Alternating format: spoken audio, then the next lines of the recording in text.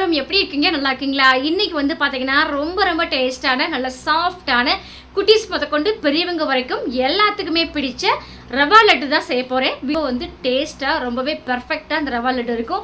So வீடியோவை skip பண்ணாமல் ஃபுல்லாக பாருங்கள். இப்போ வாங்க ஃப்ரெண்ட்ஸ், ரொம்பவே ஈஸியான முறையில் ரவா லட்டு எப்படி செய்யலாம்னு சொல்லிட்டு பார்க்கலாமா? அதுக்கு முன்னாடி மறக்காமல் நம்ம ஜேஜே ஃபேமிலி சேனலை சப்ஸ்கிரைப் பண்ணிவிட்டு பெல் ஐகானை கிளிக் பண்ணிவிட்டு ஆல் கொடுத்துக்கோங்க. இப்போ வாங்க ஃப்ரெண்ட்ஸ், வீடியோக்குள்ளே போகலாம். ஃபஸ்ட்டு ஒரு பவுலில் ஒரு கப்பு வந்து ரவை சேர்த்துக்கிட்டேன்.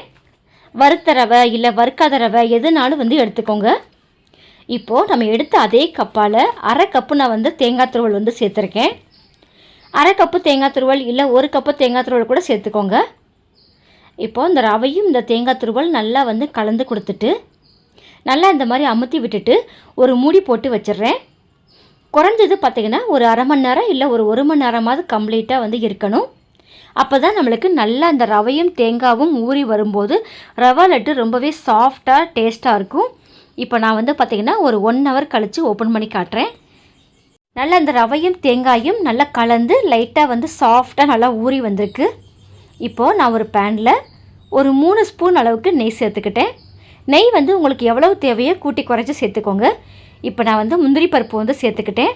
முந்திரி பருப்பு கொஞ்சம் அதிகமாகவே சேர்த்துக்கோங்க. ஏன்னா ரவா லட்டுனாலே நம்மளுக்கு முந்திரி பருப்பு கிஸ்மிஸ் பழம் தான் நம்மளுக்கு டேஸ்ட்டு கொடுக்கும்.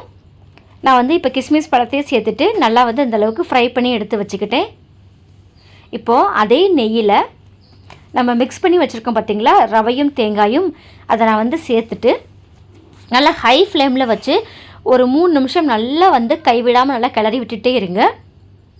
அதுக்கப்புறம் கொஞ்சம் லோ ஃப்ளேமில் வச்சு இந்த அளவுக்கு நல்லா நான் வந்து ஃப்ரை பண்ணி எடுத்துக்கிட்டேன். நீங்கள் ஒரு 1 வீக் வரைக்கும் வந்து வச்சு சாப்பிடணும் அப்படின்னா அந்த தேங்காய் பச்சை வாசனை கம்ப்ளீட்டாக இருக்கக்கூடாது. இன்னும் நல்லா வந்து ட்ரையாக வந்து வறுத்துக்கோங்க. எனக்கு வந்து இந்த ஸ்டேஜ் வந்து போதும், நான் எடுத்து வச்சிடுறேன். இப்போ ஒரு பேனில் கரெக்டாக பார்த்திங்கன்னா 3/4 கப்பு வந்து ஜீனி வந்து எடுத்துக்கிட்டேன். 1 கப்பு ரவைக்கு 3/4 கப்பு ஜீனி வந்து கரெக்டாக இருக்கும்.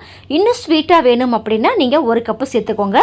இப்போது 1/4 கப்பு வந்து தண்ணி சேர்த்துட்டு லைட்டாக பிசுப்பாக இருக்கணும். லைட்டாக கம்பிப்பாக வரக்கூடாது. லைட்டாக அதுக்கு முன்னாடி ஸ்டேஜில் நீங்கள் வந்து சிம்மில் வச்சுட்டு நம்ம வறுத்த ரவையை வந்து சேர்த்து நல்லா கைவிடாமல் நல்லா கலந்து கொடுத்துக்கிட்டே இருக்கணும். இப்போ பாருங்கள், இந்தளவுக்கு நல்லா நான் வந்து மிக்ஸ் பண்ணி எடுத்துக்கிட்டேன். நம்மளுக்கு நல்லா வந்து திக்காக நம்மளுக்கு வந்து வரணும். இப்போ பாருங்கள், நல்லா நம்மளுக்கு இந்தளவுக்கு நல்லா வந்து திரண்டு வந்துருச்சு. இப்போது நம்ம நெய்யில் வறுத்த கிஸ்மிஸ் முந்திரி பருப்பை நான் வந்து சேர்த்துட்டு மறுபடியும் ஒரு டைம் நல்லா வந்து கலந்து கொடுத்துட்டு விருப்பப்பட்ட இந்த ஸ்டேஜில் நீங்கள் 1 ஸ்பூன் வந்து நெய் சேர்த்துக்கோங்க. நான் வந்து சேர்க்கலை. இப்போ அவ்வளோதாங்க, நான் வந்து அடுப்பை வந்து ஆஃப் பண்ணிடுறேன். இப்போ இது நல்லா கம்ப்ளீட்டாக வந்து ஆறணும். இன்னும் நல்லா ஆற நம்மளுக்கு நல்லா டைட்டாக நம்மளுக்கு இறுகி வந்துடும். இப்போ இது கூட நான் வாசனைக்காக ஒரு 1/2 ஸ்பூன் வந்து ஏலக்காய் தூள் வந்து சேர்த்துக்கிட்டேன். இப்போ எல்லாமே நல்லா வந்து கலந்து கொடுத்துட்றேன். உங்களுக்கு கொஞ்சம் வந்து டைட்டாக இருக்குது அப்படின்னா இது கூட சூடான பால் வந்து கொஞ்சம் சேர்த்து நல்லா கிளறி எடுத்துக்கோங்க. கொஞ்சம் லூஸான பக்குவத்துக்கு வந்துடும்.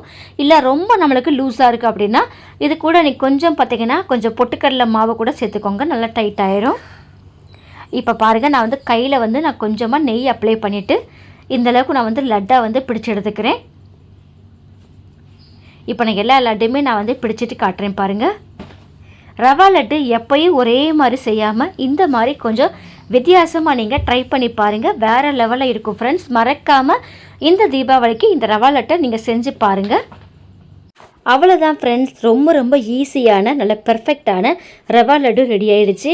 உங்களை எத்தனை பேர்த்துக்கு ரவா லட்டு பிடிக்குன்ட்டு மறக்காமல் கீழே கமெண்ட்டில் சொல்ல மறந்துடாதீங்க. இப்போ நான் ரவா லட்டை நான் வந்து பிச்சு காட்டுறேன் பாருங்களேன், எந்த அளவுக்கு நல்லா சாஃப்டாக சூப்பராக இருக்குன்ட்டு. ஹாய் ஃப்ரெண்ட்ஸ், இப்போ பார்த்தீங்கன்னா சூப்பரான ரவா லட்டு வந்து ரெடி ஆயிடுச்சு. டேஸ்ட்டு பார்த்து சொல்கிறேன். செம்ம டேஸ்ட்டுங்க, வேறு லெவல்.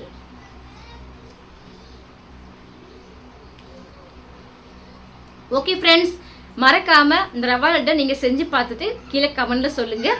இந்த ரெசிபி பிடிச்சிருந்தா நம்ம சேனலை வந்து லைக் பண்ணுங்கள், ஷேர் பண்ணுங்கள், கமெண்ட் பண்ணுங்கள். தேங்க்யூ.